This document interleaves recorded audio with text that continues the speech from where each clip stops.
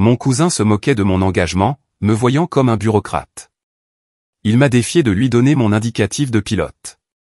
La veuve d'acier. Son rire s'est éteint quand son père, un commando, a compris qui j'étais vraiment. Je suis la lieutenant-colonel Amélie Dubois, j'ai 39 ans, et j'ai passé ma carrière à effectuer des missions de combat pour l'armée de l'air et de l'espace française. Indicatif d'appel, la veuve d'acier. Pendant des années, je me suis présenté à chaque réunion de famille, souriant aux plaisanteries, laissant mon cousin être le centre de l'attention pendant que je servais discrètement et gardais le silence. Mais lorsqu'il s'est moqué de ma carrière lors d'un barbecue dans le jardin, juste devant son père, un commando marine, j'ai finalement posé une limite. Ce qui s'est passé ensuite a tout changé. Ce qui s'est passé ensuite pourrait bien vous surprendre. J'ai grandi dans une famille de classe moyenne du Var. Des barbecues, des anniversaires, le même jardin où tout le monde pensait savoir ce que je deviendrais. Mon cousin Romain était le garçon en or, bruyant, athlétique, toujours au centre de l'attention. Son père, le commandant Jacques Dubois, était un commando marine, le genre d'homme qui dégageait une autorité tranquille. Je l'admirais quand j'étais enfant, et j'ai travaillé dur pour le rendre fier. Quand j'ai rejoint l'armée de l'air, la plupart de la famille a vu cela comme une phase. Ils plaisantaient en disant que j'étais trop calme, trop prudente. Je ne les ai pas corrigés. J'ai simplement étudié plus dur, volé plus longtemps, et j'ai obtenu mon brevet de pilote. À 27 ans, j'étais capitaine dans l'armée de l'air, une pilote avec des déploiements à mon actif, et l'indicatif d'appel la veuve d'acier. Les réunions de famille n'ont jamais beaucoup changé. Des grillades, des histoires et une condescendance subtile de la part de ceux qui n'avaient jamais quitté la maison. Les taquineries de Romain me glissaient dessus. Avant. Le jardin était le même chaque été, une terrasse en briques rouges, le barbecue que mon père possédait depuis que j'avais 10 ans. Des enfants qui couraient sous les arroseurs. Ma mère installait la salade de pommes de terre et la piémontaise dans des saladiers en plastique avec des couvercles qui ne fermaient jamais vraiment bien. Mon père, un ingénieur qui avait passé 30 ans à concevoir des systèmes pour des sous-traitants de la défense, se tenait près du grill avec sa bière, hochant la tête à n'importe quelle histoire racontée. Il était fier de moi, je le savais. Mais il n'était pas du genre à le dire à voix haute. Il se contentait de me serrer l'épaule quand je rentrais en permission et me demandait si je mangeais assez. La mère de Romain, Marianne, était la sœur de mon père. Elle avait ce sourire d'hôtesse permanent, celui qui aplanissait chaque moment gênant et prétendait que tout allait bien même quand ce n'était pas le cas. Elle me serrait fort dans ses bras chaque fois que je rentrais et disait « Regarde-toi, tu as bien grandi », comme si j'avais encore 12 ans. Ils étaient tous bien intentionnés. Mais Romain était devenu quelqu'un que je ne reconnaissais plus. Enfant, il était amusant, imprudent comme le sont les garçons qui se croient invincibles. Nous grimpions aux arbres, faisions des courses de vélo, jetions des pierres dans le ruisseau derrière sa maison. Il admirait son père comme tous les enfants de militaires, mais quelque part en chemin, cette admiration s'est transformée en autre chose. Il a commencé à porter l'héritage de son père comme une veste d'emprunt, trop grande, jamais tout à fait ajustée. Au moment où je me suis engagé, Romain avait abandonné son IUT et travaillait dans une salle de sport, coachant des clients et parlant de discipline comme s'il l'avait inventé. Il racontait des histoires lors des dîners de famille sur le dépassement de soi et la force mentale, et tout le monde hochait la tête comme s'il avait mérité le droit d'en parler. Pendant ce temps, j'étais à la base aérienne de Salon de Provence, à courir jusqu'à en avoir les poumons en feu, apprenant à piloter des avions qui coûtaient plus cher que toutes les maisons de notre rue réunies. Je n'en parlais pas beaucoup, non pas parce que j'avais honte, mais parce que je n'en avais pas besoin. Le travail parlait de lui-même. Quand je suis rentré après mon premier déploiement, mon uniforme sentait encore légèrement le kérosène et la poussière du désert. J'avais effectué des missions d'appui aérien rapprochées depuis la base de Gao, de longues heures dans le cockpit, les yeux scrutant les cibles, en coordination avec les unités au sol, m'assurant que nos troupes rentraient à la maison. Ce n'était pas glamour. C'était épuisant, précis, nécessaire. Romain a vu l'uniforme et a souri avec mépris. « Tu as l'air fatigué », a-t-il dit. « Quoi ?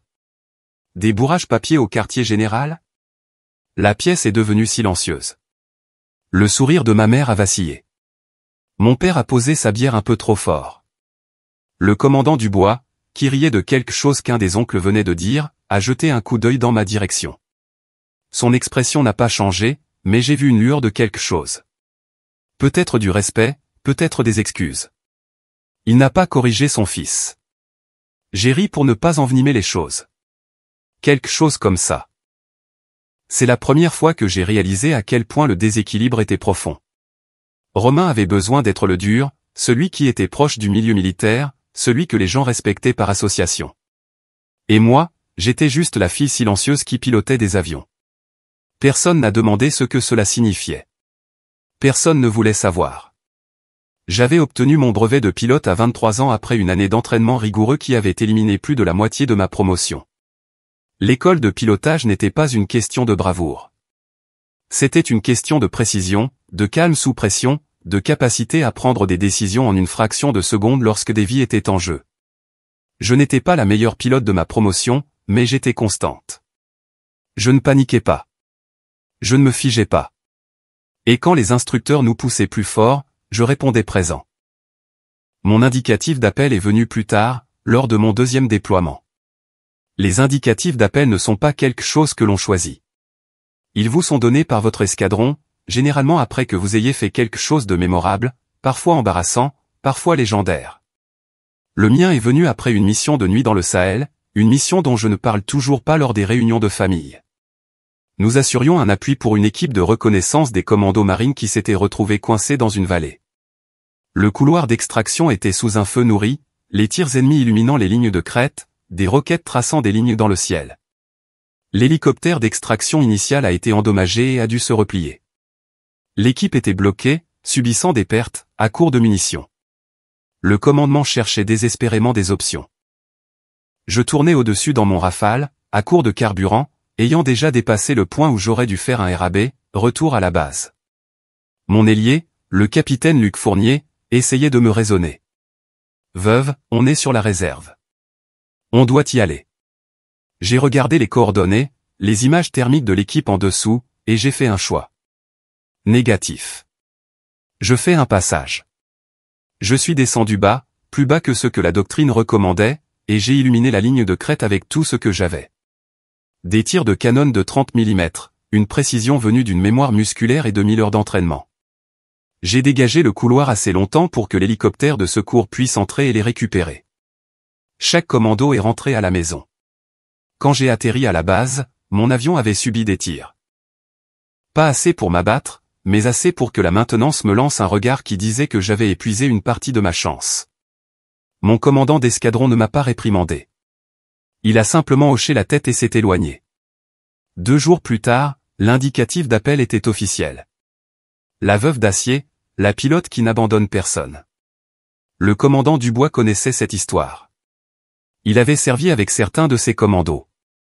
Il savait ce que cela signifiait quand quelqu'un volait dans une zone de combat pour extraire une équipe. Mais il ne l'a jamais dit à Romain. Et Romain n'a jamais demandé. Il a juste continué à parler de discipline, de ténacité, de choses qu'il n'avait jamais réellement faites. Je ne lui en voulais pas pour ça. Pas vraiment. Le ressentiment demande de l'énergie, et j'étais trop occupé à voler, à m'entraîner, à commander. Mais j'ai remarqué le schéma. À chaque réunion de famille, chaque fête, chaque barbecue dans le jardin, Romain trouvait un moyen de diminuer ce que je faisais. Ce n'était jamais ouvertement hostile, juste désinvolte, dédaigneux. Oh, Amélie est à la maison. Comment va le travail de bureau, ou ça doit être sympa de piloter un bureau. Et chaque fois, la famille riait, mal à l'aise mais peu disposée à intervenir. Ma mère changeait de sujet. Mon père se raclait la gorge.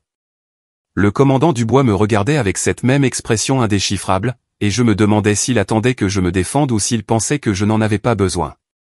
Je me disais que ça n'avait pas d'importance. J'avais mon travail. J'avais mon escadron. J'avais le respect des gens qui comprenaient vraiment ce que je faisais. Cela aurait dû suffire. Et la plupart du temps, c'était le cas. Plus Romain vieillissait, plus il s'appuyait sur l'ombre de son père. Il se vantait d'une discipline militaire qu'il n'avait jamais méritée et qualifiait ma carrière de travail de bureau. Quand je suis rentré en permission après un déploiement à N'Djamena, il a souri avec mépris à table. « Tu as l'air fatigué. »« Quoi ? Des bourrages papier au quartier général ?» J'ai ri pour ne pas envenimer les choses, même si la pièce est devenue silencieuse. Le commandant Dubois m'a fait un signe de tête, peut-être de respect, peut-être d'excuse, mais n'a rien dit. Le déséquilibre s'est accentué. Chaque événement familial est devenu une performance de bas niveau. Romain, le héros civil bruyant, moi, la professionnelle silencieuse qui ne faisait probablement que remplir des plans de vol. Personne ne le corrigeait. Je n'avais pas besoin de leur validation. Ou du moins, c'est ce que je me disais. Le truc quand on est sous-estimé, c'est que ça vous donne de la marge de manœuvre. Les gens qui ne vous prennent pas au sérieux ne vous observent pas d'aussi près. Ils ne posent pas de questions. Ils ne remarquent pas quand vous avez changé, grandi, que vous êtes devenu quelqu'un qu'ils ne reconnaîtraient pas s'ils le regardaient vraiment. J'avais 29 ans quand je suis revenu de N'Djamena. Ce déploiement avait été différent, plus long, plus dur, plus complexe. Nous avions effectué des missions de soutien aux opérations au sol, fournissant un appui aérien rapproché pour les convois, de la reconnaissance pour les équipes d'opérations spéciales, une couverture d'évacuation médicale quand les choses tournaient mal. J'avais enregistré plus de 200 heures de combat en 6 mois. Mon commandant d'escadron m'avait proposé pour une décoration. Je n'en parlais pas à la maison. Romain avait 31 ans à l'époque, travaillait toujours à la salle de sport, vivait toujours dans le même appartement qu'il avait loué après avoir quitté la maison de ses parents. Il avait une petite amie qui semblait assez gentille, bien qu'elle ait toujours l'air un peu fatiguée lors des réunions de famille, comme si elle avait déjà entendu toutes les histoires de Romain 2 fois. Lors de ce dîner particulier, ma tante Marianne avait fait des lasagnes. La maison sentait l'ail et la sauce tomate, et mes jeunes cousins couraient dans le salon en jouant à un jeu qui impliquait beaucoup de cris. Ma mère aidait dans la cuisine et mon père était dehors avec le commandant Dubois, parlant de quelque chose lié à l'architecture navale. Je venais d'arriver, toujours en civil, un jean, un chemisier simple, rien qui ne suggère que j'avais passé les 6 derniers mois dans une zone de guerre. Romain m'a vu le premier. « Amélie, comment te traite l'armée de l'air ?» J'ai posé mon sac près de la porte. « Bien. Occupé. » Il a souri. Ce même sourire facile qu'il avait toujours eu, celui qui faisait que les gens l'aimaient même quand il était insupportable. « Ouais. Qu'est-ce que tu as fait de beau ? Rempli des rapports, planifié des vols ? » J'aurais pu le corriger. J'aurais pu lui parler de la mission où nous avions fourni une couverture pour une évacuation médicale sous le feu, ou de la nuit où j'avais volé assez bas pour attirer l'attention de l'ennemi loin d'un convoi qui subissait des pertes. J'aurais pu mentionner la décoration, le fait que j'étais considéré pour une promotion anticipée au grade de commandant, mais je ne l'ai pas fait, car la vérité était que je ne lui devais aucune explication. Quelque chose comme ça, ai-je dit. Il a ri, et quelques autres membres de la famille se sont joints à lui, de ce rire poli et mal à l'aise qui remplit l'espace quand personne ne sait quoi dire d'autre. Ma mère est apparue à la porte, s'essuyant les mains sur un torchon, et m'a lancé un regard qui disait « Laisse tomber ». Alors, j'ai laissé tomber. Je l'ai fait comme je l'avais toujours fait, mais quelque chose a changé cette nuit-là. C'était peut-être la fatigue, ou peut-être la prise de conscience que je laissais cela se produire depuis des années. J'avais été tellement concentré sur le fait de faire mes preuves là où ça comptait dans le cockpit, avec mon escadron, au combat que je n'avais jamais pris la peine de rétablir la vérité à la maison. Et ce silence avait permis à Romain de construire son propre récit, un récit où j'étais juste une pilote qui faisait de la paperasse, et où il était celui qui comprenait ce que signifiait vraiment la ténacité. Après le dîner, j'ai trouvé le commandant Dubois sur la terrasse arrière. Il se tenait près de la balustrade, regardant le jardin, une bière à la main. Il a jeté un coup d'œil quand je suis sorti et pendant un moment, aucun de nous n'a rien dit. J'ai entendu dire que tu as fait du bon travail au Sahel, a-t-il dit finalement. J'ai haussé les épaules. Juste mon travail. Il a hoché la tête lentement, et je pouvais le voir peser ses mots, décider de ce qu'il fallait dire. Romain ne pense pas à mal, tu sais. Il essaie juste de trouver sa place. Je l'ai regardé alors, vraiment regardé. Le commandant Jacques Dubois, un homme qui avait passé 25 ans dans la marine, qui avait mené des équipes dans certains des endroits les plus dangereux du monde, qui avait mérité chaque once de respect qu'il dégageait.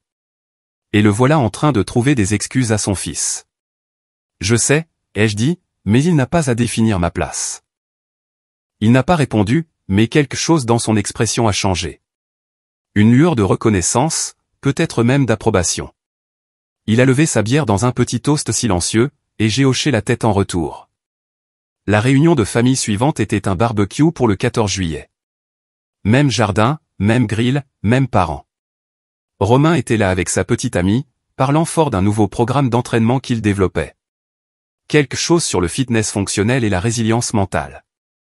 Je me tenais près de la glacière, sortant un soda, quand il s'est tourné vers moi. Alors, Amélie, tu as déjà pensé à faire quelque chose de plus pratique? Je veux dire, piloter c'est cool et tout, mais ce n'est pas comme si tu étais vraiment dans le feu de l'action, tu sais? J'ai ouvert la canette de soda et j'ai bu une gorgée, laissant le moment s'étirer. Mon père, qui retournait les hamburgers à proximité, s'est immobilisé.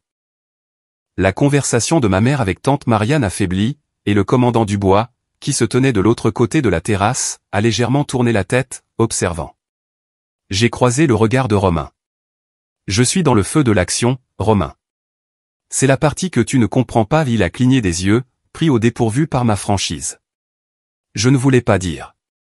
Je sais ce que tu voulais dire, ai-je dit. Et je te dis que tu as tort.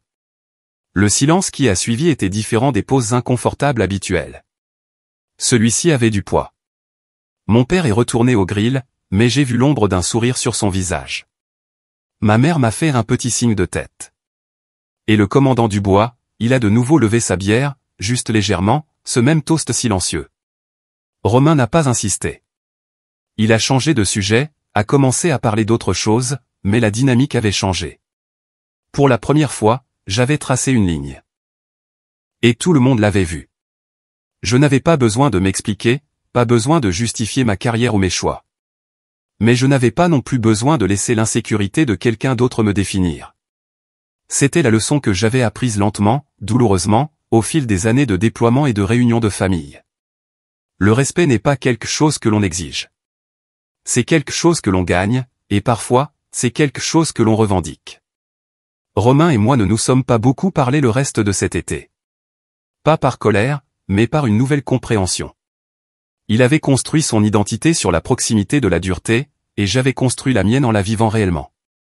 Nous n'allions jamais être sur la même longueur d'onde. Et c'était bien comme ça. J'avais ma vie. Il avait la sienne. Et la famille commençait enfin à voir la différence. Le tournant a eu lieu lors de ce barbecue d'été, des gobelets rouges, des enfants jouant à chat, de la musique rock en fond sonore. Romain était en pleine représentation, racontant des histoires exagérées sur son entraînement. J'étais au grill quand il a appelé à travers le jardin, assez fort pour que tout le monde entende. C'était fin août, ce genre d'après-midi humide du Var où l'air semblait assez épais pour y nager. Mon père avait allumé le barbecue tôt, et à midi, le jardin était plein. Tantes, oncles, cousins, voisins qui venaient à ces rassemblements depuis si longtemps qu'ils faisaient presque partie de la famille. Quelqu'un avait apporté une enceinte Bluetooth et du rock des années 80 joué à un volume juste assez fort pour être un bruit de fond sans noyer les conversations. J'étais à la maison depuis 3 jours, une brève permission entre 2 cycles d'entraînement. J'avais 31 ans à l'époque, toujours capitaine, mais les résultats du tableau d'avancement devaient tomber d'un jour à l'autre. J'avais été recommandé pour le grade de commandant par mon chef d'escadron, et si le comité était d'accord, j'arborerais les galons à mon prochain anniversaire. Je n'en avais parlé à personne. C'était comme tenter le sort. Romain tenait salon près de la table de pique-nique. Un groupe de jeunes cousins et quelques voisins s'étaient rassemblés autour de lui. Il parlait d'une nouvelle certification qu'il avait obtenue. Quelque chose lié à l'entraînement par intervalle à haute intensité. Il avait cette qualité animée qu'il prenait toujours quand il avait un public, gesticulant avec ses mains, sa voix portant à travers le jardin. J'étais au grill, aidant mon père avec les hamburgers. Il m'avait demandé de surveiller la cuisson pendant qu'il allait chercher une autre bouteille de gaz, et j'étais là avec la spatule, regardant la viande grésiller, quand la voix de Romain a percé le brouhaha. « Alors, quoi? Tu remplis des papiers pour l'armée ?» J'ai levé les yeux. Il me souriait, ce même sourire facile, mais il y avait quelque chose de théâtral là-dedans. Il voulait une réaction, voulait être le drôle, le gars qui pouvait se permettre de taquiner sa cousine accomplie parce que, et, c'était juste pour rire, n'est-ce pas? J'ai essuyé mes mains sur une serviette, en prenant mon temps. Non, je pilote. Il a ri, et quelques personnes autour de lui ont ri aussi, avec incertitude. Ah ouais. C'est quoi ton indicatif d'appel, alors? La question est restée en suspens. Les indicatifs d'appel ne sont pas quelque chose que la plupart des civils comprennent. Ils pensent que c'est comme un surnom, quelque chose de cool que l'on peut choisir soi-même. Ils ne réalisent pas que c'est une marque de respect, gagnée par des actions, donnée par les gens qui volent à vos côtés. Et il ne réalise certainement pas que certains indicatifs d'appel ont un poids qui dépasse l'escadron. J'ai croisé son regard. La veuve d'acier. Le nom a frappé comme une chute de pression avant un orage. Les rires ont cessé. Quelques personnes se sont regardées, confuses par le changement de ton soudain, et le commandant Jacques Dubois, qui riait avec mon père et quelques oncles près de la glacière, s'est complètement figé. Il s'est tourné lentement, ses yeux se posant sur les miens avec une intensité que j'avais rarement vue en dehors des cadres militaires formels. Pendant un instant, il a juste regardé, et je pouvais le voir parcourir ses dossiers mentaux, faire des liens, vérifier ce qu'il venait d'entendre. Puis il a regardé son fils. « Garçon, présente tes excuses. » Tout de suite. Romain s'est figé. Le sourire a disparu de son visage, remplacé par la confusion et une première pointe d'embarras. « Papa, je ne faisais que... » Tout de suite. Le mot est sorti sec, sans place pour la négociation. Ce n'était pas une suggestion. Ce n'était pas de l'agacement parental. C'était un ordre, délivré avec tout le poids de 2 décennies et demie d'expérience de commandement. Le visage de Romain est devenu rouge. Il m'a regardé, puis a regardé son père, essayant de comprendre ce qui venait de se passer. Je ne pensais rien de mal. Le commandant Dubois a fait 3 pas vers lui, réduisant la distance avec ce mouvement contrôlé et délibéré qui montrait qu'il faisait preuve de retenue. Tu viens de manquer de respect à une pilote de chasse qui a sauvé mes coéquipiers. Tu trouves ça drôle? Le jardin était devenu silencieux. Même les enfants avaient arrêté de jouer, sentant que quelque chose d'important se passait, même s'ils ne comprenaient pas quoi. Ma mère se tenait figée près de la porte arrière, une carafe de citronnade à la main. Mon père était revenu avec la bouteille de gaz et se tenait au bord de la terrasse, observant. La bouche de Romain s'est ouverte et fermée. « Je ne savais pas, tu ne savais pas parce que tu n'as pas demandé, » a dit le commandant Dubois. « Tu as supposé. Tu t'es moqué. Et maintenant, tu vas t'excuser. » J'ai vu le moment où la fierté de Romain a lutté avec son instinct de survie. Sa mâchoire s'est crispée, ses mains se sont serrées sur ses flancs. Et pendant une seconde, j'ai cru qu'il allait insister, essayer de sauver sa dignité en argumentant. Mais ensuite, il a regardé le visage de son père et a vu quelque chose qui l'a fait changer d'avis.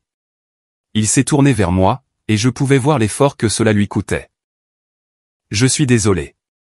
Je ne savais pas ce que tu faisais. » J'ai hoché la tête, l'acceptant. Ce n'est rien. Mais ce n'était pas rien. Pas vraiment. Parce que le commandant Dubois n'avait pas fini. Il était toujours là, son attention entièrement tournée vers son fils. Et quand il a parlé à nouveau, sa voix était plus basse, mais d'une certaine manière plus intense. La veuve d'acier, a-t-il dit, est l'indicatif d'appel de la pilote qui a volé dans une zone d'extraction chaude au Sahel pour récupérer une équipe de reconnaissance des commandos marines qui était clouée au sol et subissait des pertes. Elle a volé si bas qu'elle a elle-même essuyé des tirs.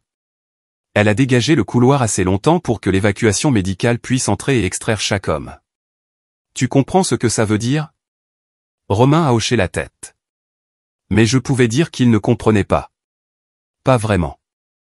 Il comprenait que c'était important, que son père le respectait, mais la réalité de ce que j'avais fait, les calculs, la gestion de la peur, la précision requise pour placer un avion exactement là où il devait être pendant que des gens vous tiraient dessus, c'était au-delà de son cadre de référence.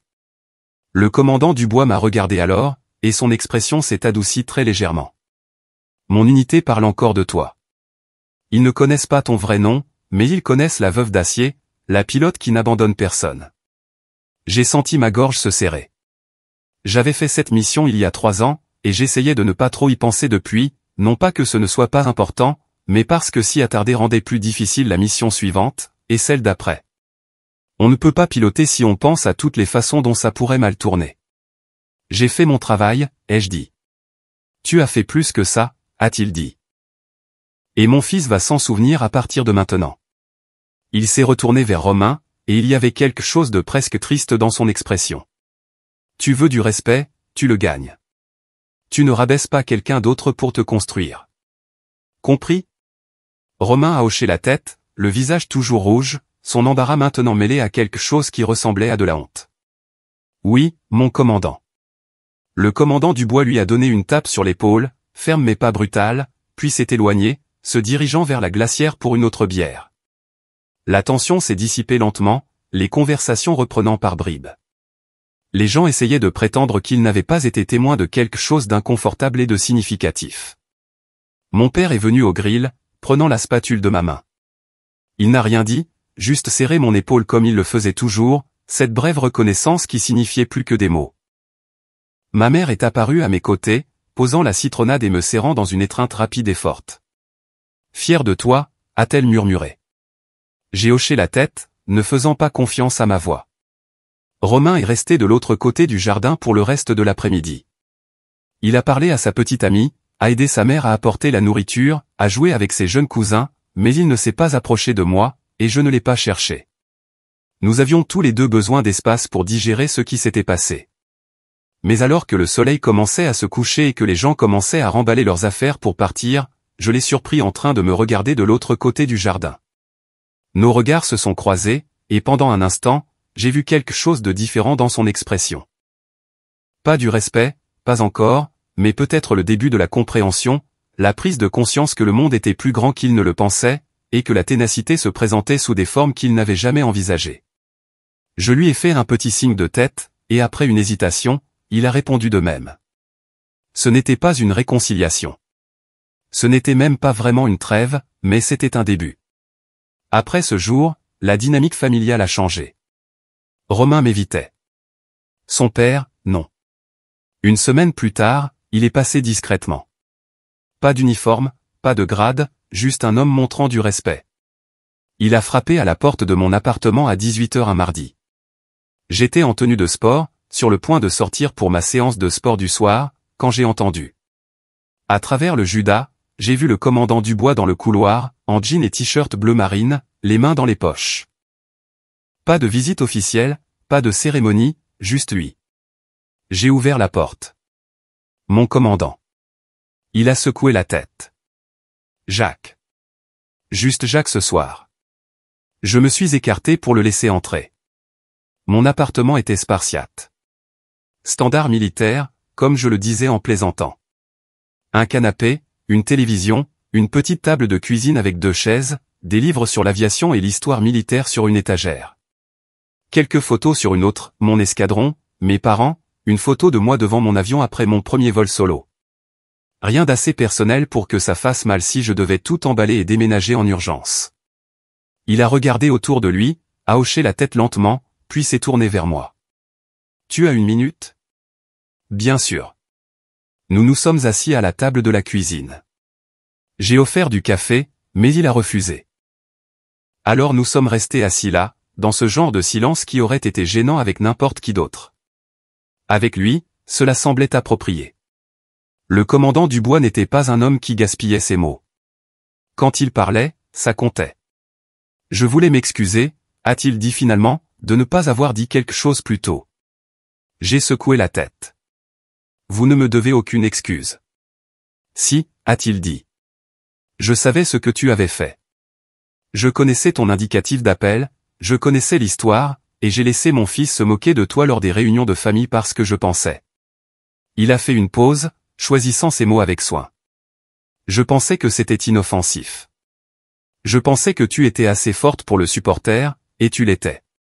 Mais ça ne rend pas la chose juste. Je ne savais pas quoi répondre à ça.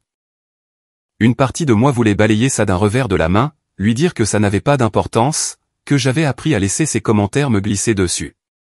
Mais une autre partie, celle qui portait le poids d'être sous-estimée depuis des années, avait besoin d'entendre ce qu'il disait. J'étais assez forte pour le supporter, ai-je dit. Mais je n'aurais pas dû avoir à le faire. Il a hoché la tête. Non, tu n'aurais pas dû. Il s'est adossé à sa chaise et, pour la première fois depuis que je le connaissais, il avait l'air fatigué. Pas physiquement, mais de la manière dont les gens ont l'air quand ils portent des regrets. Romain est mon fils et je l'aime, mais je ne lui ai rendu aucun service en le laissant surfer sur ma réputation. Je pensais. Je ne sais pas ce que je pensais, qu'il finirait par comprendre par lui-même, qu'il trouverait sa propre voie. Mais au lieu de cela, il a construit toute son identité sur la proximité de quelque chose qu'il n'a jamais réellement fait.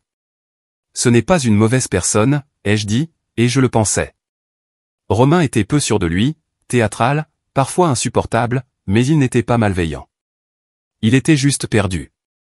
Non, il ne l'est pas, a convenu Jacques. Mais c'est un lâche d'une manière qui compte. Et c'est autant de ma faute que de la sienne. Nous sommes restés assis avec ça pendant un moment. Par la fenêtre, je pouvais voir le soleil se coucher, projetant de longues ombres sur le parking. Quelque part au loin, une alarme de voiture s'est déclenchée puis s'est arrêtée. « Tu as volé cette nuit-là au Sahel » a dit Jacques. Ce n'était pas une question. « Oui, mon commandant. » Tu sais, l'un de ces commandos était mon ancien second, le capitaine de corvette Bernard. Il m'en a parlé quand il est rentré en métropole. Il a dit qu'il y avait une pilote qui était venue bas, qui avait dégagé le couloir, essuyé des tirs pour le faire. Il a dit qu'il devait la vie à quelqu'un avec l'indicatif d'appel la veuve d'Acier, mais il ne savait pas qui tu étais. Il ne connaissait pas ton vrai nom. J'ai hoché la tête lentement. Je ne l'ai pas fait pour la reconnaissance. Je sais, a dit Jacques. C'est ce qui fait que ça compte. Il a fouillé dans sa poche et en a sorti une petite pièce, une pièce de cohésion des commandos marines, usée sur les bords par des années passées dans une poche. Il l'a posée sur la table entre nous. Ceci vient de mon unité, des gars qui étaient là cette nuit-là et de ceux qui sont venus après. Bernard me l'a envoyé, m'a demandé de te trouver et de te la remettre. Il m'a fallu 3 ans pour réaliser que tu faisais partie de la famille. J'ai pris la pièce, sentant son poids dans ma paume. Elle était plus lourde qu'elle n'en avait l'air, le métal froid contre ma peau. Le trident des commandos était gravé d'un côté, un insigne d'unité de l'autre. Je ne peux pas accepter ça, ai-je dit. Tu l'as déjà mérité, a-t-il dit. Ce n'est pas négociable. J'ai fermé mes doigts sur la pièce et j'ai hoché la tête, ne faisant pas confiance à ma voix. Jacques s'est levé et je l'ai suivi. À la porte, il s'est arrêté et s'est retourné vers moi. Romain va devoir trouver son propre chemin. Mais je vais m'assurer qu'il comprend ce qu'est le vrai service, ce qu'est le vrai courage. Et je vais m'assurer qu'il sait que les gens qui comptent n'ont pas besoin d'en parler constamment. Ils font simplement le travail. Merci, ai-je dit. Il a secoué la tête. Merci à toi pour ce que tu as fait cette nuit-là, et pour chaque nuit depuis. Pour avoir servi avec honneur même quand personne à la maison ne comprenait ce que cela signifiait. Après son départ, je suis resté longtemps près de la fenêtre, regardant les dernières lueurs du jour s'estomper. La pièce était toujours dans ma main, et je la tournais et la retournais, sentant les crêtes et les rainures. C'était une petite chose, vraiment, juste un morceau de métal, mais elle représentait quelque chose de plus grand. La reconnaissance de la part des gens qui comprenaient vraiment, qui avaient été là, qui savaient ce que ça coûtait. Je n'avais pas besoin que ma famille comprenne ce que je faisais. Je le savais depuis des années. Mais avoir quelqu'un comme Jacques Dubois pour combler ce fossé, pour traduire mon service en des termes qu'il pourrait enfin comprendre, cela comptait plus que je ne l'aurais cru. Le lendemain matin, je suis allé courir puis je me suis présenté au service à 6 heures. Mon commandant d'escadron m'a convoqué dans son bureau à 8h30. Les résultats du tableau d'avancement étaient tombés. J'étais promu au grade de commandant, avec effet dans 30 jours. J'ai appelé mes parents ce soir-là pour leur annoncer. Ma mère a pleuré. La voix de mon père s'est épaissie de fierté. Il m'avait toujours soutenu, même quand il ne comprenait pas pleinement ma carrière. Et entendre leur joie m'a rappelé que certaines choses, la famille, l'amour, la fierté transcendent la compréhension. Je n'ai pas appelé Romain. Ce pont devrait être reconstruit lentement, s'il devait l'être. Mais j'ai pensé à lui en raccrochant le téléphone, me demandant si son père lui avait parlé, s'il commençait à voir le monde différemment. Je l'espère, pour son bien plus que pour le mien. La pièce reposait sur ma commode, à côté de mes plaques d'identité et de mon certificat d'engagement. Je la regardais chaque matin en m'habillant pour le travail, un rappel que les gens qui comptaient savaient déjà. Les autres finiraient par comprendre, ou pas. Quoi qu'il en soit, j'avais un travail à faire. Lors de la réunion de famille suivante, je ne me suis pas caché. Quand quelqu'un a plaisanté sur les pilotes de bureau, j'ai répondu directement, pas sur la défensive, juste factuellement. Je fais de l'appui aérien rapproché. Ce n'est pas glamour, mais ça sauve des vies. Romain a essayé de changer de sujet, mais le ton était différent maintenant. Le respect de son père avait changé l'atmosphère de la pièce. Il a finalement marmonné, je ne pensais rien de mal. J'ai croisé son regard. Je sais. C'était tout. Les limites n'ont pas toujours besoin de volume, juste de clarté. Le rassemblement avait lieu en octobre, une affaire plus modeste que les barbecues d'été, juste la famille immédiate et quelques voisins proches. Le genre de dîner dominical décontracté que ma mère aimait organiser quand le temps commençait à se rafraîchir. Rôti de bœuf, purée de pommes de terre, haricots verts cuits avec du lard, une cuisine réconfortante qui avait le goût de l'enfance. J'étais commandant depuis 2 mois.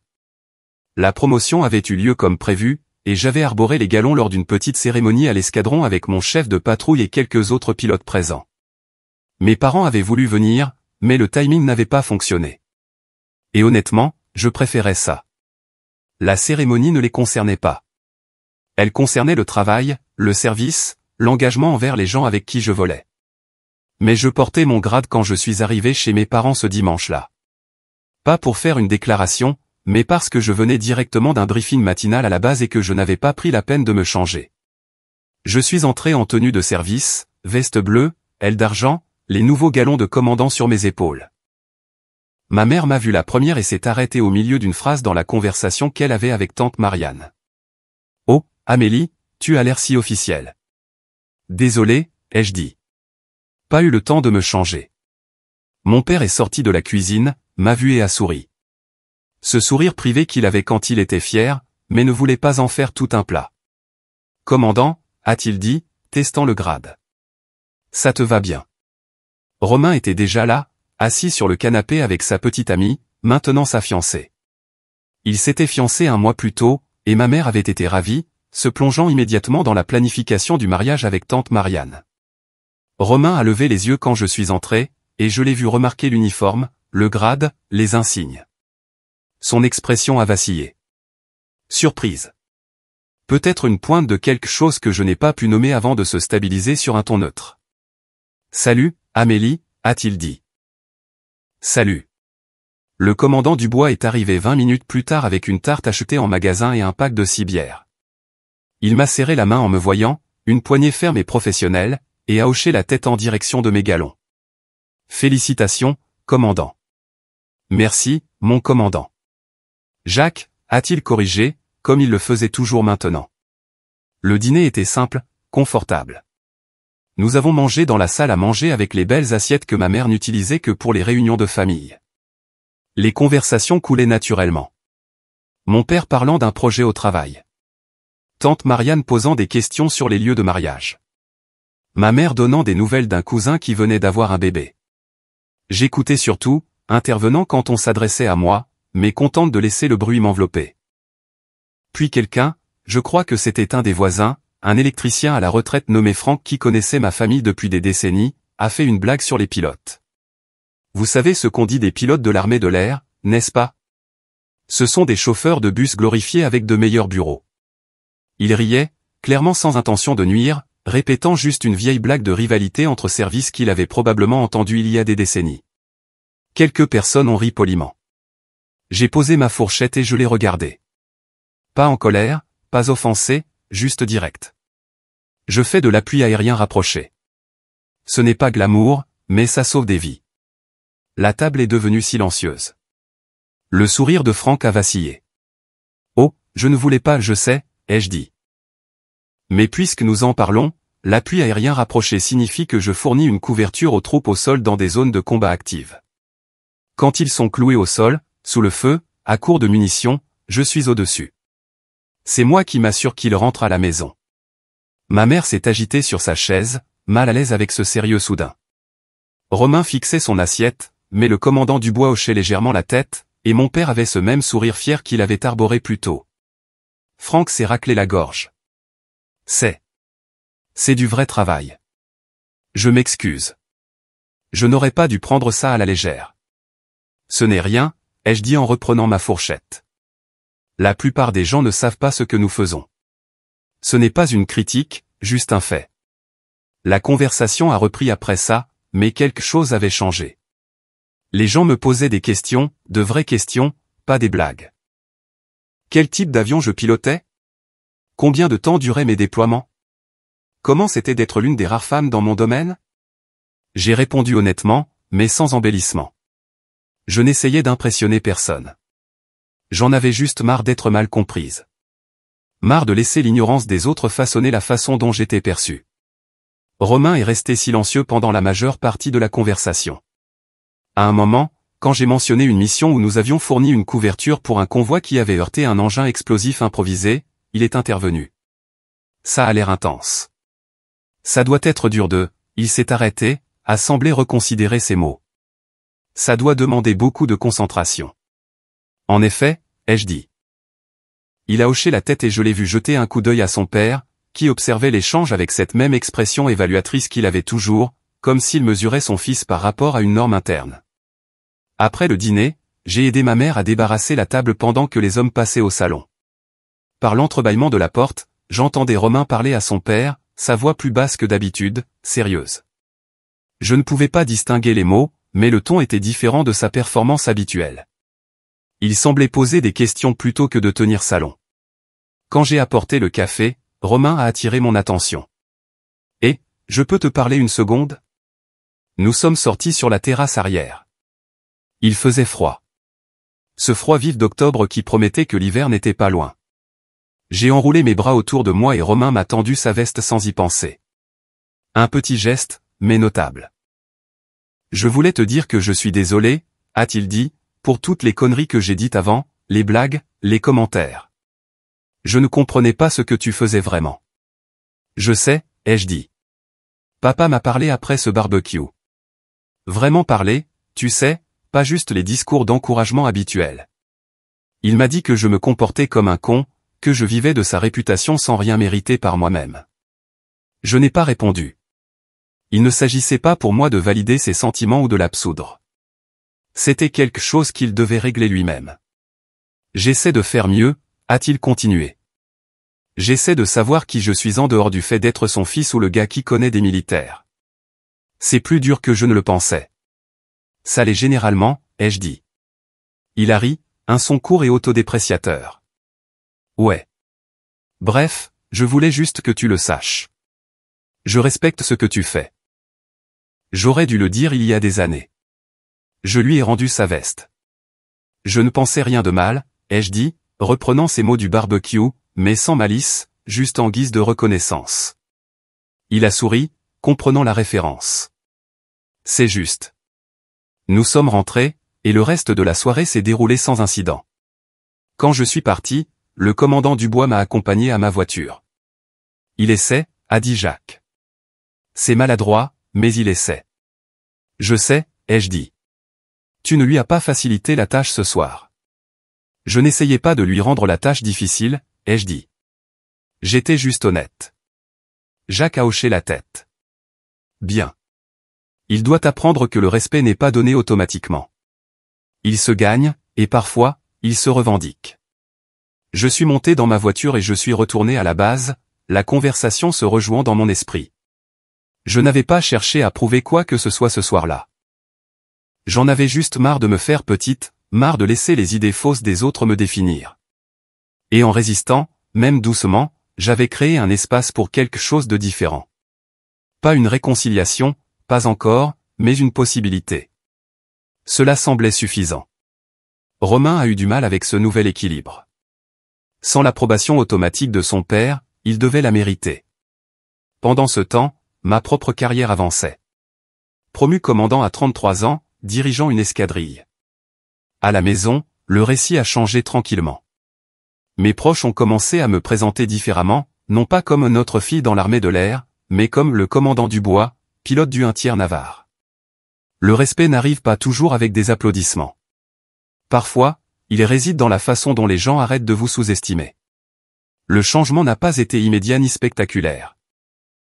Il s'est produit par petites touches au cours des 2 années suivantes, comme l'érosion agissant sur la pierre. Chaque réunion de famille apportait des changements subtils, un ton différent dans la façon dont les gens me parlaient, des questions qui supposaient la compétence plutôt que la bizarrerie, des présentations qui incluaient mon grade et ma position au lieu de vagues références à l'armée. J'ai été promu commandant à 33 ans, ce qui me plaçait légèrement en avance sur le calendrier de promotion habituel. Mon chef d'escadron avait rédigé une recommandation solide, soulignant non seulement mes heures de vol et mon dossier de combat, mais aussi mon potentiel de leadership. Au moment de la promotion, j'occupais déjà le poste de commandant en seconde escadrille, gérant les plannings, formant les jeunes pilotes, m'occupant de la machine administrative qui maintenait notre escadron opérationnel. Diriger une escadrille signifiait être responsable de 12 pilotes et de leur mission. Cela signifiait des briefings à 5h30, des débriefings qui s'étiraient au-delà de 22h, et le poids de savoir que chaque décision que je prenais pouvait avoir un impact sur le retour de quelqu'un à la maison.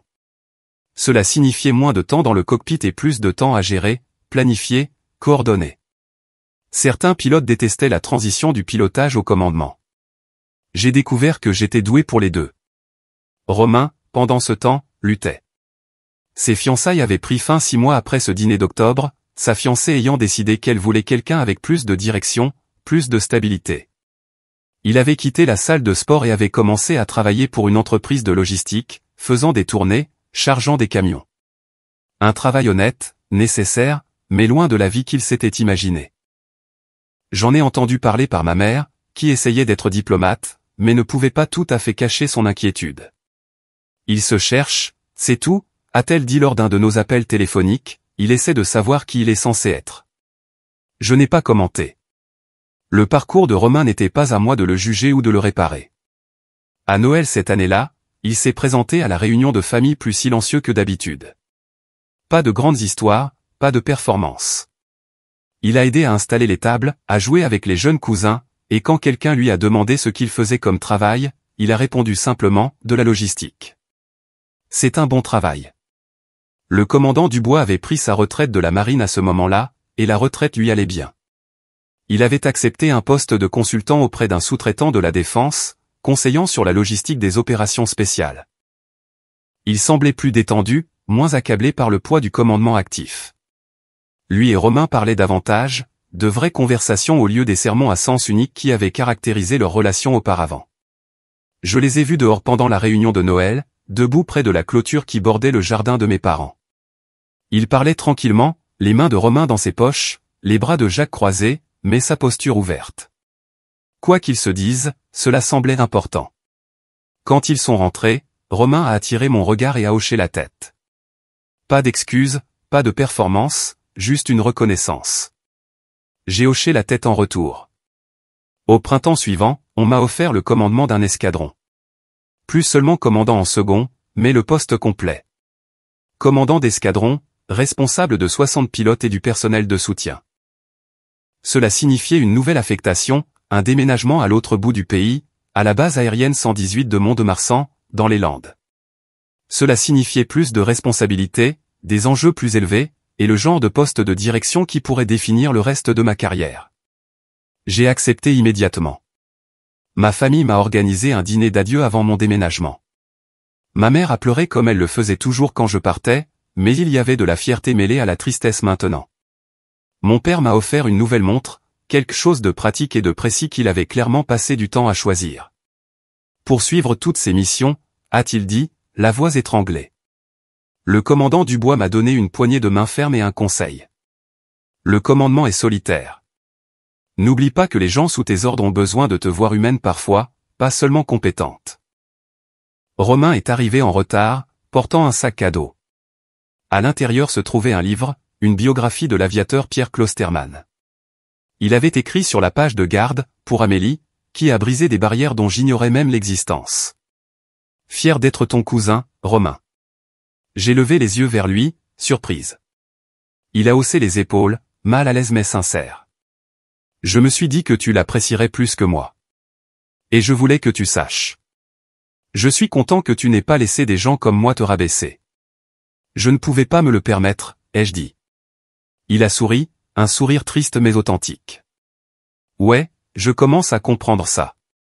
Nous nous sommes brièvement enlacés, maladroitement, comme le fait la famille quand elle essaie de combler des années d'incompréhension en un seul geste. Ce n'était pas une réconciliation parfaite. Nous n'étions pas devenus proches par magie. Mais c'était honnête, et cela comptait plus. Le déménagement à Mont-de-Marsan a été intense. Prendre le commandement d'un escadron signifiait hériter des carrières, des problèmes, des espoirs et des craintes de 60 personnes. J'ai passé le premier mois à apprendre les noms, à examiner les dossiers, à assister aux exercices d'entraînement et à établir ma philosophie de commandement. Je n'essayais pas d'être le commandant amical ou le commandant dur à cuire. J'essayais d'être le commandant compétent, celui en qui les gens avaient confiance pour prendre la bonne décision quand ça comptait. Mon indicatif d'appel m'a suivi. Bien sûr, la veuve d'acier n'était pas quelque chose à quoi je pouvais échapper, et je n'ai pas essayé. Les jeunes pilotes me regardaient avec un mélange de respect et de curiosité, se demandant si les histoires étaient vraies, si j'étais vraiment la pilote qui avait volé dans cette zone chaude au Sahel. Je n'ai ni confirmé ni nié. J'ai simplement fait le travail. 6 mois après ma prise de commandement, nous avons été déployés pour soutenir des opérations en Afrique. J'ai effectué des missions de combat tout en gérant les opérations de l'escadron. Un double rôle qui signifiait des journées de 14 heures et une pression constante. Mais j'avais de bonnes personnes sous mes ordres, des pilotes expérimentés qui connaissaient leur travail, de jeunes officiers qui avaient faim de faire leurs preuves, du personnel non officier qui faisait tourner la machine. Au cours d'une mission particulièrement difficile où nous fournissions une couverture pour une insertion d'opération spéciale qui avait mal tourné, je me suis surprise à penser à cette nuit au Sahel. À la décision de rester quand la doctrine disait de partir, au calcul qui devait être fait en quelques secondes, au poids de savoir que des vies dépendaient de la précision. J'ai pris la décision de prolonger notre fenêtre de soutien aérien, en coordination avec les commandants au sol et en ajustant nos réserves de carburant pour donner à l'équipe au sol chaque seconde possible. Nous les avons sortis, tous. Lors du débriefing après la mission, l'un de mes jeunes pilotes, un lieutenant nommé Kowalski qui n'était avec l'escadron que depuis 3 mois, m'a demandé comment j'avais su prendre cette décision. L'expérience, ai-je dit, et la compréhension que la mission ne consiste pas seulement à suivre la procédure. Il s'agit de ramener les gens à la maison. Il a hoché la tête, absorbant cela. Et je l'ai vu le classer pour référence future. C'est ça, le leadership. Pas de grands discours ou de moments dramatiques, mais de petites leçons transmises par l'exemple, construisant la compétence, une mission à la fois. À la maison, la compréhension de ma carrière par ma famille a continué d'évoluer. Ma mère a commencé à lire des articles sur l'armée de l'air, m'envoyant des liens vers des histoires sur les femmes dans l'aviation de combat. Mon père s'est abonné à des magazines d'histoire militaire et m'appelait avec des questions sur les tactiques et les capacités des avions. Même mes tantes et oncles, qui n'avaient jamais montré beaucoup d'intérêt auparavant, ont commencé à poser des questions de fond au lieu de faire des bruits polis. Romain a appelé une fois pendant que j'étais déployé. La connexion était mauvaise, mais je pouvais l'entendre assez clairement. Je voulais juste prendre des nouvelles, a-t-il dit. M'assurer que tu vas bien là-bas. Je vais bien, ai-je dit. Bien. Ta mère s'inquiète, alors je me suis dit que j'allais appeler pour voir si tu avais besoin de quelque chose. C'était un petit geste, mais significatif. Romain qui prenait des nouvelles non pas pour se donner en spectacle ou pour rivaliser, mais juste pour prendre des nouvelles. Pour être de la famille de la manière qui comptait vraiment. Je vais bien, ai-je dit. Mais merci d'avoir appelé. Ouais, eh bien, fais attention. Toujours. Après avoir raccroché, je suis resté assise dans mes quartiers un instant, pensant au chemin que nous avions tous les deux parcouru. Romain se cherchait encore sa place dans le monde. Mais il ne faisait plus semblant, ne se cachait plus derrière les accomplissements de quelqu'un d'autre. Il essayait juste d'être quelqu'un de bien, et c'était un progrès. Des mois plus tard, Romain a repris contact. Rien de dramatique, juste un texto. J'ai entendu parler de ta décoration. Félicitations. On boit une bière un de ces jours. Nous nous sommes retrouvés dans le même jardin. Plus calme cette fois, il a admis, je ne savais pas ce que tu avais fait. Je crois que je voulais me sentir comme le dur. J'ai dit, tu n'as pas besoin d'être dur pour respecter quelqu'un. Romain a répondu, ouais, je comprends ça maintenant. Ce n'était pas tant une réconciliation qu'une reconnaissance, et c'était suffisant. Le texto est arrivé pendant que j'étais en réunion d'état-major à Mont-de-Marsan, mon téléphone vibrant contre la table de conférence. J'ai jeté un coup d'œil, j'ai vu le nom de Romain, et j'ai mis ça de côté pour plus tard. La réunion s'est éternisée. Les discussions budgétaires le font toujours. Et quand je suis retourné à mon bureau, il était près de 17 heures. J'ai relu le message. Court, direct, dépourvu de la théâtralité qui caractérisait autrefois ses communications. J'ai entendu parler de ta décoration. Félicitations. On boit une bière un de ces jours. La décoration à laquelle il faisait référence était une croix de la valeur militaire, décernée pour mon travail pendant le déploiement et mon leadership de l'escadron à travers un cycle opérationnel complexe. Ce n'était pas le genre de choses qui faisait la une des journaux, mais c'était reconnu dans les cercles militaires, et d'une manière ou d'une autre, l'information était parvenue à la famille. J'ai répondu, je suis dans les Landes. La prochaine fois que je suis à la maison. Sa réponse est arrivée 3 minutes plus tard. Ça marche. Je voulais juste te féliciter. Il a fallu 4 mois avant que je retourne dans le Var. Une combinaison de permissions et d'une conférence à Paris m'a donné une semaine sur la Côte d'Azur, et j'en ai passé la majeure partie avec mes parents. Ils avaient vieilli depuis mon déménagement 2 ans auparavant, pas de façon spectaculaire, mais notablement. Mon père se déplaçait un peu plus lentement. Les cheveux de ma mère étaient devenus plus gris. Cela m'a rappelé que le temps passait, que les gens que j'aimais n'étaient pas immortels, que je devais faire en sorte que ces visites comptent. Romain est venu un samedi après-midi. J'étais assise sur la terrasse arrière quand il s'est garé dans l'allée, et je l'ai regardé sortir de sa camionnette, un modèle plus récent, usé par le travail, mais bien entretenu. Il avait pris un peu de poids, mais ça semblait sain, comme s'il avait arrêté d'essayer de maintenir ce physique parfait de salle de sport qui avait toujours semblé plus une performance qu'une préférence. « Salut », a-t-il appelé en contournant la maison. « Salut.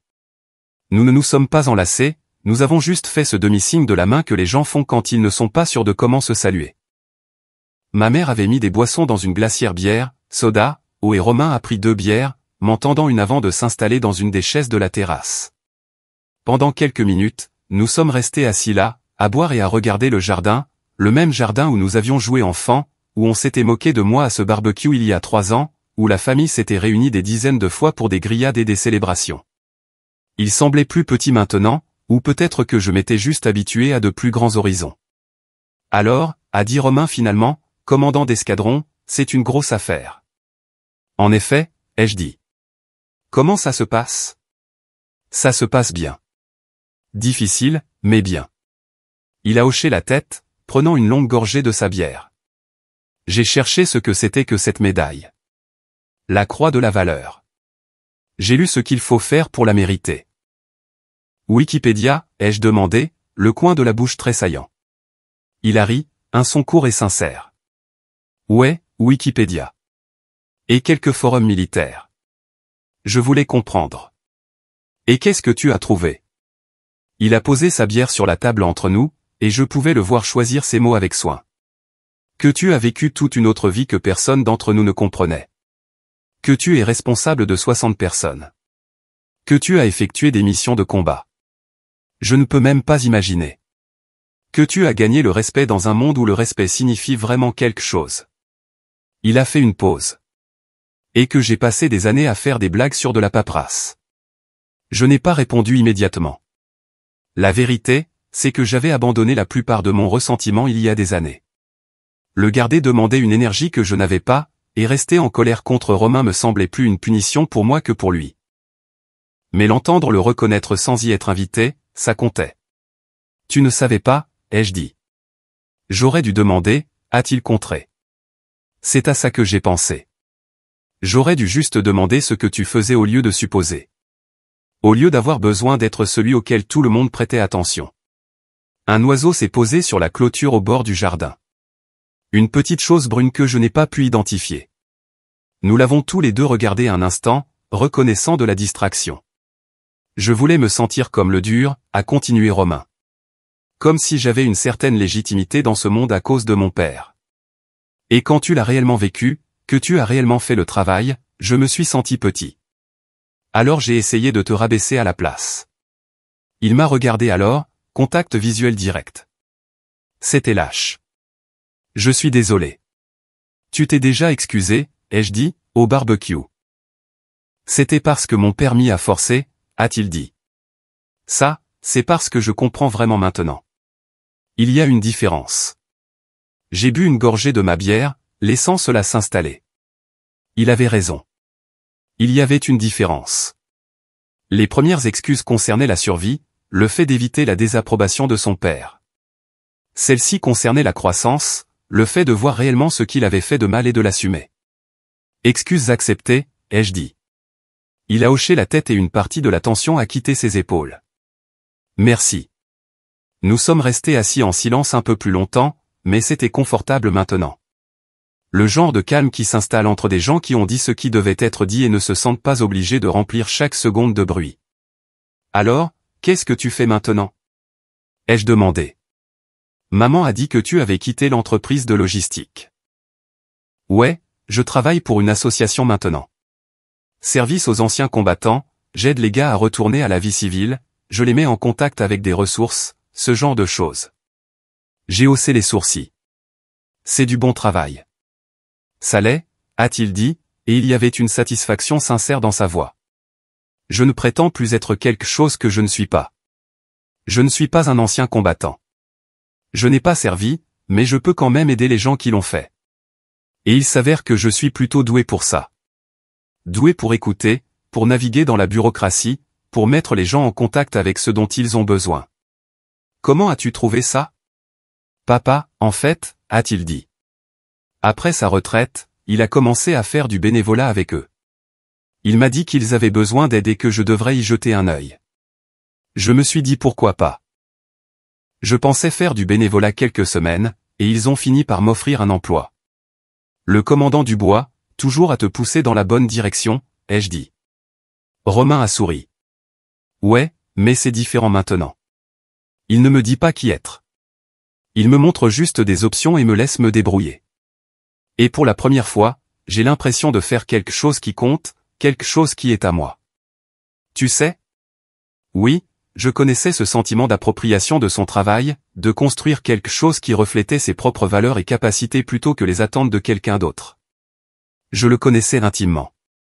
J'en suis contente, ai-je dit, sincèrement. Merci.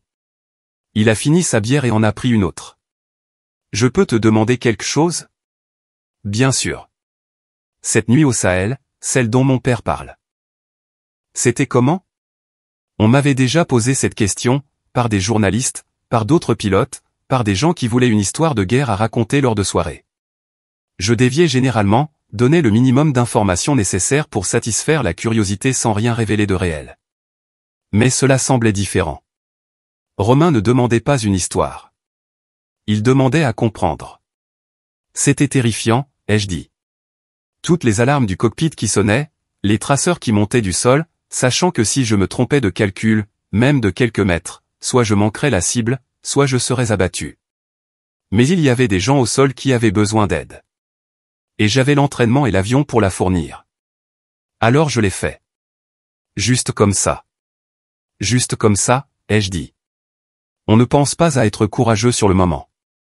On pense au calcul, aux angles, au timing. La peur vient plus tard, quand on est de retour au sol et qu'on réalise ce qui aurait pu arriver.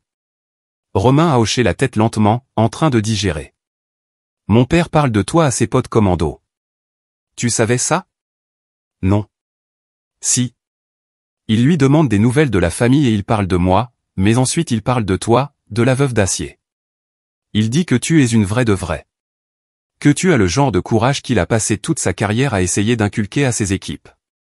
J'ai senti ma gorge se serrer. Le commandant Dubois ne m'avait jamais dit quelque chose comme ça directement.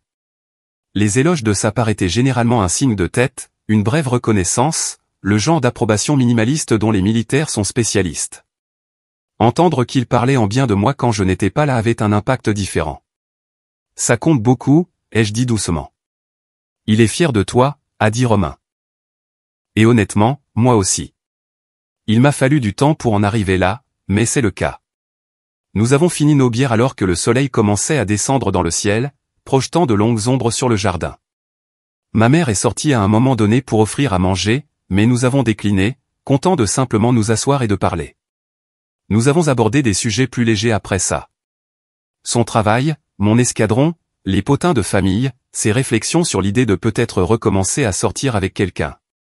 Quand il s'est finalement levé pour partir, nous nous sommes enlacés cette fois. Un vrai câlin, pas le demi-geste maladroit de tout à l'heure. Il m'a tapé dans le dos et j'ai fait de même. Ne te fais pas rare, a-t-il dit. Promis. Et fais attention là-bas. Maman s'inquiète, mais moi aussi. Je le ferai. Je l'ai regardé s'éloigner en voiture, sa camionnette disparaissant au bout de la rue, et j'ai senti quelque chose s'apaiser en moi. Ce n'était pas une réconciliation spectaculaire. Pas un moment larmoyant de fraternité retrouvée. C'était plus calme que ça, plus honnête. C'était deux personnes qui s'étaient blessées, intentionnellement ou non, trouvant un moyen d'exister dans le même espace avec un respect mutuel. Mon père est sorti sur la terrasse alors que je ramassais les bouteilles vides. Tout va bien? A-t-il demandé. Oui, ai-je dit. Tout va bien. Il a hoché la tête, compréhensif comme il l'était toujours, sans avoir besoin de longues explications. Il grandit. Enfin. Nous grandissons tous les deux, ai-je dit. Cette nuit-là, allongé dans ma chambre d'enfant, mon téléphone en charge sur la table de chevet, j'ai pensé à la distance que j'avais parcourue, littéralement et métaphoriquement. De la fille qui s'était engagée dans l'armée de l'air pour prouver quelque chose, qui avait gagné ses ailes, son indicatif d'appel et son grade par un travail que la plupart des gens ne comprendraient jamais. À la femme qui a appris que la crédibilité ne vient pas en s'expliquant. Que le respect se gagne par l'action plutôt que par les mots. Que les gens qui comptent connaissent déjà votre valeur. J'ai pensé à Romain, enfin à l'aise dans sa peau, apprenant à son fils à respecter le service sans avoir besoin de se l'approprier. Au commandant Dubois, transmettant sa sagesse à la génération suivante. À mes parents, fiers même quand ils ne comprenaient pas tout. À tous les pilotes que j'avais formés, aux missions que j'avais effectuées, aux vies qui avaient croisé la mienne dans les salles de briefing, les cockpits et les zones de combat. La reconnaissance entre nous n'était pas une question de pardon, exactement. Il s'agissait de se voir clairement l'un l'autre pour la première fois, sans les distorsions de l'insécurité et des suppositions. Et c'était suffisant. Plus que suffisant. Des années plus tard, je suis revenu en tant que lieutenant-colonel. Le commandant Dubois avait pris sa retraite. Romain avait sa propre famille. Quand son fils a couru vers moi et a salué, Romain a souri. Il a dit, il sait qui est la veuve d'Acier. C'était ça, la conclusion. Pas la vengeance, juste la reconnaissance. J'avais appris que la crédibilité ne vient pas en s'expliquant. Elle vient en la vivant. Au final, ceux qui comptent le savent déjà. Les autres, ils finissent par comprendre. J'ai été promu lieutenant-colonel à 39 ans, ce qui me plaçait pile dans le calendrier de promotion habituel, mais qui me semblait quand même être la validation de tout ce pourquoi j'avais travaillé. Le tableau d'avancement avait examiné mon dossier de commandement, mes heures de combat, mes évaluations de leadership, et avait décidé que j'étais prête pour le niveau supérieur. J'ai arboré le galon d'argent lors d'une cérémonie à Mont-de-Marsan avec mon escadron présent. Et pour la première fois de ma carrière, mes parents ont pris l'avion jusqu'au Land pour y assister. Ma mère a pleuré, naturellement. Mon père se tenait raide de fierté et quand il m'a serré la main après, il a dit, « Ta mère et moi avons toujours su que tu ferais de grandes choses. Nous ne savions simplement pas qu'elles seraient aussi grandes. » C'était l'éloge le plus effusif que j'ai jamais entendu de sa part, et cela signifiait tout. Le commandant Dubois, juste Jacques maintenant, plusieurs années après sa retraite, avait envoyé une lettre qui est arrivée la veille de la cérémonie. Elle était manuscrite, brève, dans cette prose économique dont les militaires sont spécialistes. Félicitations pour la promotion. Tu l'as mérité de bout en bout. La communauté connaît ton nom maintenant, et il le prononce avec respect. C'est l'héritage qui compte. Jacques. J'ai gardé la lettre dans le tiroir de mon bureau, la sortant parfois lorsque le poids du commandement se faisait particulièrement lourd. Romain s'était marié 2 ans plus tôt avec une femme nommée Sarah qui travaillait comme enseignante. Ils avaient eu un fils, Evan, qui avait 4 ans au moment où je suis devenu lieutenant-colonel. Je les avais rencontrés quelques fois lors de brèves visites à la maison, et Sarah semblait bonne pour Romain, posée, pratique, patiente avec ses quelques accès d'insécurité. Elle n'avait pas besoin qu'il soit quelqu'un d'autre que lui-même, et cette liberté lui avait permis de finalement s'installer dans sa propre peau. La réunion de famille de cet été-là était plus grande que d'habitude. Quelqu'un avait loué un préau dans un parc local et il y avait des tantes, des oncles, des cousins et divers amis de la famille que je n'avais pas vus depuis des années. J'étais venu en voiture de Paris, où j'étais maintenant affecté à l'état-major de l'armée de l'air et de l'espace. Le travail était plus administratif que je ne l'aurais préféré, moins de vols, plus de planification et de politique, mais c'était une étape nécessaire pour les officiers supérieurs, et j'avais appris à trouver de la satisfaction dans le travail stratégique même si le cockpit me manquait. Je suis arrivé en milieu d'après-midi, toujours en civil, un jean et une simple chemise. J'avais appris il y a des années que porter mon uniforme aux événements familiaux créait une barrière, poussait les gens à me traiter comme un symbole plutôt que comme une personne. Mieux valait être juste Amélie pendant quelques heures, même si le grade et le travail étaient toujours là, en dessous. Romain m'a repéré le premier. Il se tenait près du préau avec Sarah et Evan. Et quand il m'a vu, son visage s'est illuminé d'un plaisir sincère. Amélie. Nous nous sommes enlacés. Facilement et confortablement maintenant. Sarah m'a offert un sourire chaleureux et une accolade. Contente de te voir, Amélie. Romain parle tout le temps de toi. Des bonnes choses, j'espère, ai-je dit. Toujours, a-t-elle dit, et la sincérité de sa voix suggérait qu'elle le pensait. Evan se cachait à moitié derrière la jambe de son père, soudainement timide maintenant que l'étrangère était réellement là. Il était petit pour 4 ans, avec les cheveux foncés de Romain et les yeux réfléchis de Sarah. Romain a posé une main sur l'épaule de son fils. Evan, voici ta tante Amélie. Tu te souviens de la pilote dont je t'ai parlé? Les yeux du garçon se sont écarquillés. Il est sorti de derrière la jambe de Romain, soudainement moins timide et plus curieux. Tu pilotes des avions? Oui, ai-je dit en m'accroupissant à son niveau. Des avions de chasse surtout. Il y a réfléchi un moment, en train de digérer. Puis, avec la gravité que seuls les petits-enfants peuvent rassembler, il a claqué un salut militaire, la main au front, sincère et légèrement de travers. J'ai senti quelque chose se nouer dans ma poitrine. Sans réfléchir, j'ai rendu le salut, net et réglementaire. Repos, soldat. Il a baissé la main, tout sourire. Romain souriait aussi, mais il y avait autre chose dans son expression. De la fierté peut-être, ou de la satisfaction. Il sait qui est la veuve d'Acier, a-t-il dit doucement. Je me suis redressé, regardant Romain. Tu lui as raconté? Oui. Je me suis dit qu'il devait savoir que sa tante est une sorte de légende. Je ne le suis pas si, tu le es, a interrompu Romain doucement. Et c'est bien de le faire savoir aux gens. Surtout à la famille. Evan était déjà passé à autre chose, son attention captée par d'autres cousins qui passaient en courant. Mais le moment est resté entre Romain et moi. C'était la conclusion dont je ne savais pas avoir besoin. Pas des excuses, pas même une reconnaissance des torts passés. Mais ceci, Romain apprenant à son fils à respecter ce que j'avais fait, transmettant une compréhension qu'il avait mis des années à développer. Merci, ai-je dit. Il a haussé les épaules. C'est juste la vérité. L'après-midi s'est étiré au rythme facile des réunions de famille. La nourriture est apparue sur de longues tables, la fameuse salade de pommes de terre de quelqu'un, des hamburgers et des hot-dogs du grill, un grand gâteau qui disait le bienvenu à la maison, Amélie. Jacques Dubois est arrivé tard, marchant avec une légère claudication qui n'était pas là la dernière fois que je l'avais vu. Nous avons trouvé un coin tranquille loin de la foule principale.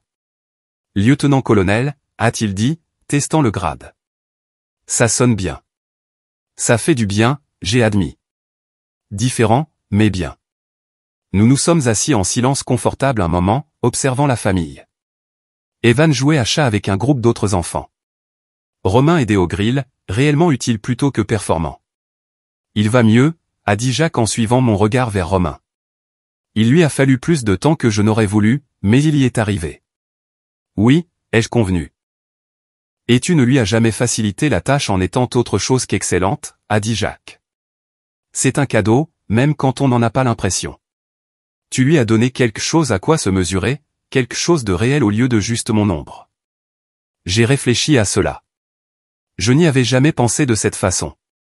Je suis fier de vous deux, a dit Jacques. Des chemins différents, des luttes différentes, mais vous avez tous les deux trouvé votre voie. Alors que le soleil commençait à se coucher et que les gens commençaient à remballer, Evan a couru vers moi une dernière fois. Son t-shirt était taché d'herbe, son visage rougi par la course, mais il était rayonnant. Tu reviendras, a-t-il demandé. Absolument, ai-je dit. Et tu me raconteras comment on pilote? J'ai jeté un coup d'œil à Romain, qui a hoché la tête en signe d'encouragement. Je le ferai. La prochaine fois que je serai à la maison, nous nous assoirons et je te raconterai tout. Cool. Il a commencé à s'enfuir, puis s'est retourné. Merci de protéger les gens. C'était une déclaration si simple, livrée avec la sincérité sans complication dont les enfants sont spécialistes, mais elle m'a frappé plus fort que n'importe quelle décoration ou promotion formelle ne l'avait jamais fait. C'est pour ça que le travail comptait. De rien, ai-je dit, la voix un peu étranglée. En rentrant à Paris cette nuit-là, j'ai pensé au voyage qui m'avait amené ici. L'indicatif d'appel m'avait défini pendant des années. La veuve d'Acier, la pilote qui n'abandonne personne. Mais quelque part en chemin, j'avais appris que j'étais plus que ça. J'étais une fille, une cousine, un commandant, un mentor. J'étais toutes les versions de moi-même que j'avais construites à travers des choix et des conséquences, à travers des échecs et des succès, à travers l'accumulation silencieuse d'expériences qui a transformé le potentiel en but. Au final, la vengeance n'avait jamais été le but. J'avais juste eu besoin qu'il me voie clairement, et j'avais eu besoin d'arrêter d'attendre son approbation pour me sentir valide.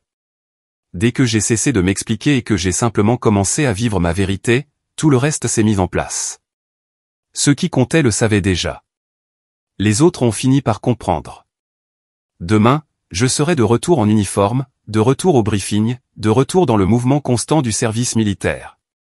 Mais ce soir, j'étais juste Amélie, portant le poids de la famille, de l'héritage et de toutes les versions de moi-même qui m'avaient amené ici. Et c'était suffisant. Plus que suffisant. C'était tout. Voilà comment un commentaire dans un jardin s'est transformé en une ligne infranchissable et une leçon de respect.